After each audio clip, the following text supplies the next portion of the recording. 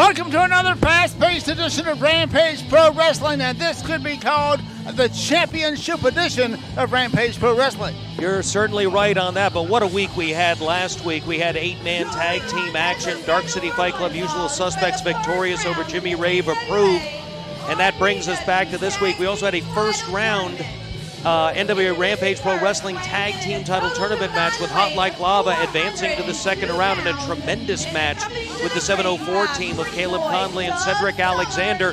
And now here's another first round match, sort of a makeshift team, but certainly both champions, one current, one past. Sal Rinauro, Jeremy Vane, the television champion, with their advisor, Pretty Boy Doug Sommers. And you know, I interviewed Doug Sommers on a recent edition of Rampage Rewind.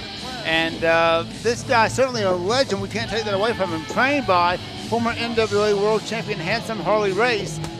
He's the foster father of Frankie Valentine for the last 13 years, and he was not happy with the development that had taken place in Frankie Valentine's professional wrestling career. I think he's doing great, but he seems to think he's not aggressive enough. Maybe he's not mean enough for Doug Sommers. Well, and who am I to question Pretty Boy Doug Sommers and all he's accomplished in professional wrestling, but I have to assume tremendous disappointment for Frankie Valentine when quite literally your father turns his back on you and says, "Kid, you're not ready." Valentine and Kyle Matthews. Frankie Valentine grew up watching Doug Sommers wrestling and obviously idolizing him as a father figure, the father that he was.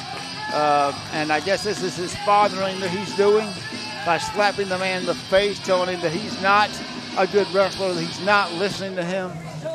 Well, Kyle Matthews and Frankie Valentine, certainly a well-oiled tag team, formerly known as the Rampage Wrecking Crew, have been together for quite some time here. And Jeremy Vane, the TV champion, just a little bit more dangerous with an alliance to Pretty Boy Doug Sommers. Referee trying to get them positioned into opposing corners as they're trying to figure out which ones to get into. They were set up over into somewhat odd corners based on what we're used to at this point, but it appears things are now getting back to what we're traditionally used to. Sal Rinauro ready to go. Jeremy Vane heading over, throwing the ring jacket. Doug Sommers holding that television title belt. You have to wonder if Doug Sommers is going to simply be an advisor in this match or whether he's going to get physically involved at some point.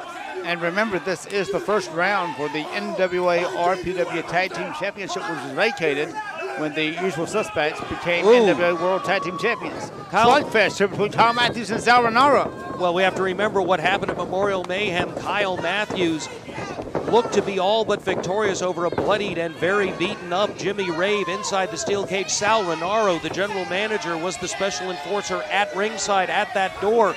You could escape the ring and win the match, and Sal Rinauro opened the door, beckoned Kyle Matthews toward it, and slammed it into his face.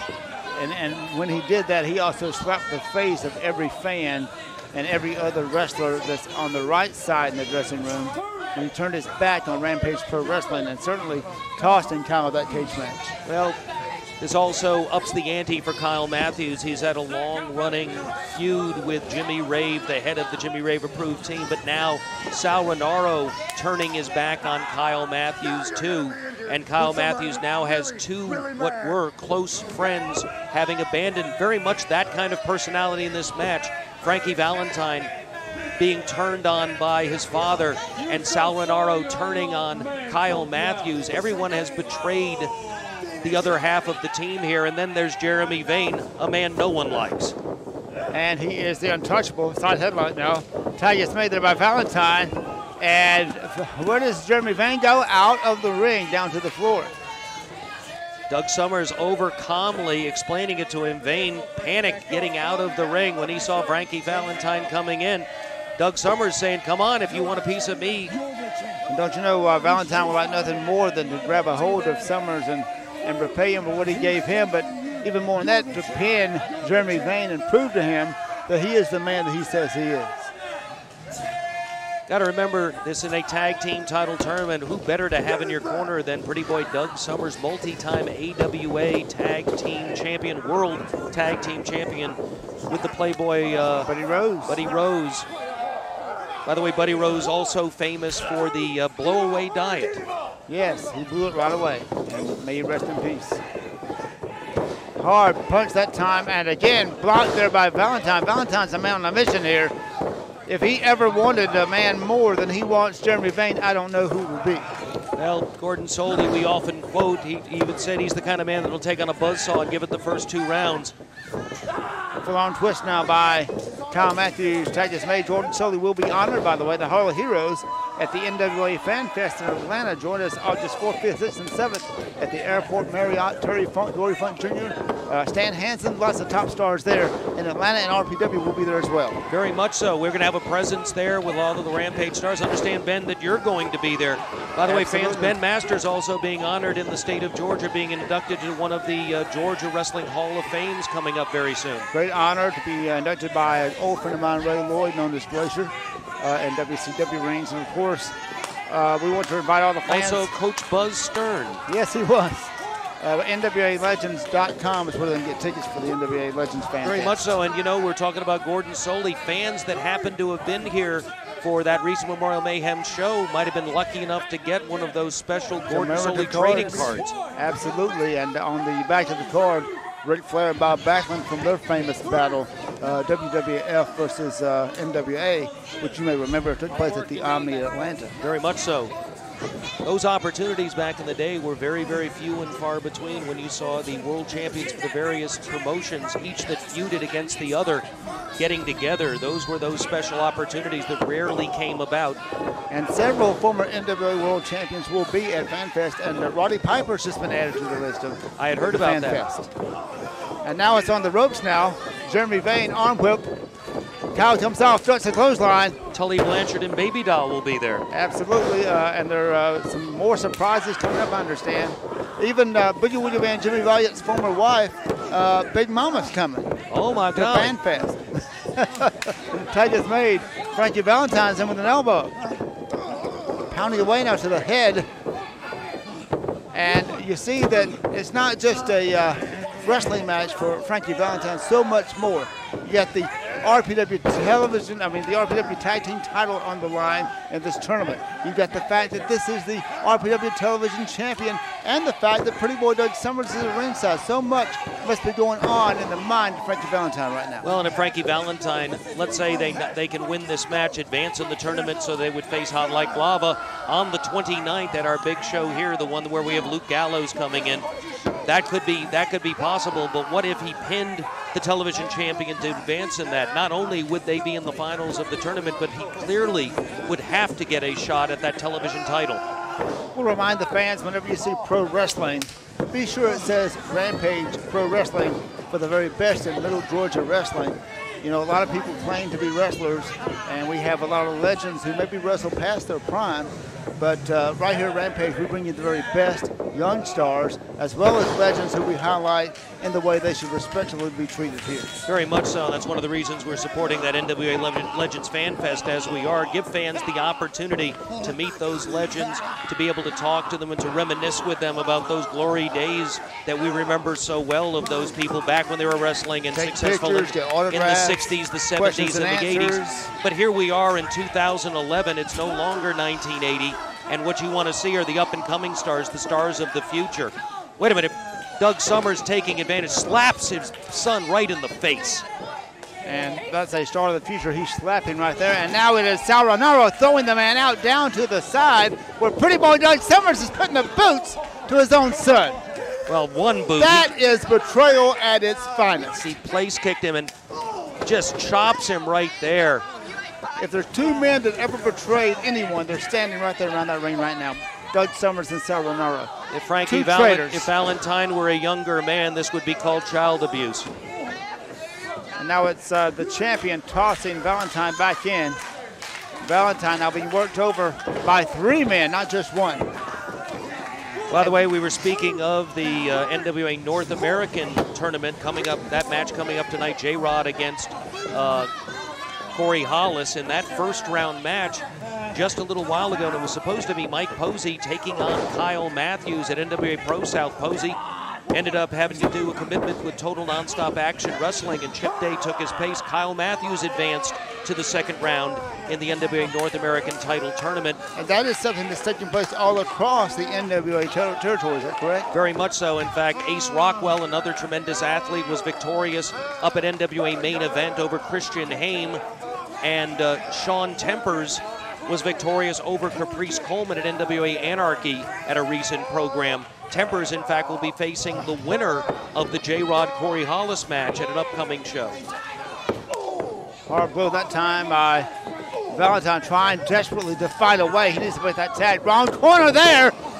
He may be going after Doug Sommers. I'm not sure. He headed over that way, but not quite physically able to get his hands on him like he probably wants to. Well, if Sommers has been able to get into his head that much that he's distracted by the man on the outside rather than trying to get the tag, then Sommers has done his job well. But in some small way, that may well be maybe proving Sommers' point about Frankie Valentine and whether he's ready at this point, because you've got to be able to let that go and you've got to keep your head in the match. That time breaking now the eyes and face of Valentine. Just take those fingers, and that's a good way to cut up your face with fingernails. Kicking now to the back, what Jeremy Vane does so well, attacking from the backside. And now Rinauro stepping on the man with all of his weight. We saw Ronnie Garvin do that several times. Another former NWA World Champion who will also be at FanFest. Rinauro holding him in the corner. Tag has been made. Jeremy Vane into the ring. And as he's holding him in the corner, his foot is right across the throat. And there, Doug Sommers is controlling him, chops him to the chest. Controlling him and victimizing Frankie Valentine. But no, he's still got something there. Inside cradle. Thought he had him that time. Close call there for the TV champion. Clothesline took him around and a 360 spin. And that could be all she wrote. Hooks his legs. Has he got the tights? Handful of tights. Well, pretty much all the time, Jeremy Vane grabs a handful of tights. And now it's Kyle Matthews, who's the fresh man, has not been in as of late.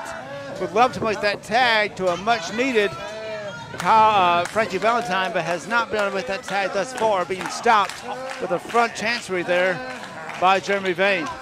Doug Sommers cajoling Jeremy Vane to cinch that front face lock in as tight as he possibly can on Frankie Valentine, and Vane listening, following through, but Valentine able to get up to a vertical base, and that's important to break this. Nothing pretty there, but he managed to throw him over. I think he wanted to suplex him, but he just got him over, but not enough there as Sal Rinauro able to tag in, cut him off before Frankie Valentine could get over to the outstretched hand of Kyle Matthews. Frankie is certainly in a weakened state now, set up by Rinauro, and that neck breaker is not going to help out at all. The back of that head just probably splitting open right now. We saw how he took his time with that, positioned that neck up on the shoulder, took him down, wrenching the neck down with the force of the drop. Now slapping across the face, reminiscent of what we saw Doug Sommers do earlier, as well as at Memorial Mayhem when he just slapped the man across the face. At 5 count in play, referee is threatening him. Referee needs to get a little more aggressive at this point. Or I can tell you Sal Rinauro and Jeremy Vane are going to continue to bend these rules as far as the referee will let him. And now it is Jeremy Vane with a hard punch to the head. And Valentine fighting back now on instinct alone, I believe. I don't even think he knows where he's at. Hard right hand again. Valentine, not much strength left. Off the ropes now for some leverage. Caught with a clothesline, and I believe that was the decapitation move right there. Well, good thought by both men, but at the same time, double clothesline. Vane, the fresher of the two men, but he looks like he got knocked goofy about that. I don't think he expected that kind of pressure coming in. He's trying to hang on to Valentine. He has a handful of tights. He's trying to grab for the leg. He's trying to grab again, not able to do it, but he is able to get the tag, but so does Frankie Valentine. Kyle Matthews in, House of Fire, Sal Rinauro down, clotheslines, 1, 2 in a row. Shoots him off now, stop in reversal by Rinauro, runs right into the feet, spins him around, caught him with the kick. And now Matthews climbing to the top rope, gonna fly now. Flying drop kick, beautifully executed right to the head of Rinauro. And Rinauro outside the ring, look out, here comes Kyle. Doug Sommers, smart veteran that he is, saw that coming, moved out of the way. Kyle Matthews gets in his face. Sommers, he's not going to back down. I wouldn't if I were Kyle Matthews. I'd stay away from Doug Sommers on the outside, and I'd not get focused on it. And look what's happening. Vane is able to grab him, and as Matthews comes up, there's Rinauro. And Rinauro setting him up for a suplex to come back in. Slingshots using that bottom rope. brings Kyle Matthews into the ring. Don't forget, Sal setting up for a Rinauro, super kick veteran. here.